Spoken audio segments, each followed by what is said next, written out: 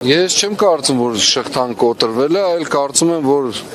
խուլիգանական, դավաճանական եւ ուրացողական մի խումբ պարզապես ուզուրպացրել է Հայաստանի Հանրապետությունը, իշխանությունը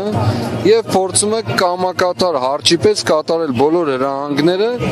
անկախ նրանից դա ինչ գին է պահանջելու մեր պետականության եւ մեր ժողովրդի համար, կատարել բոլոր այդ հրահանգները, ընդ որում նաեւ ցեղասպանության գաղափարի ճանաչումը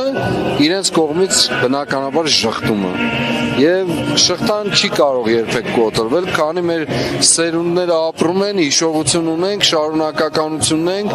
մղում ու ձգտում ունենք, հետեւաբար որևէ կերպով այդ շղթան կարող է թուլանալ,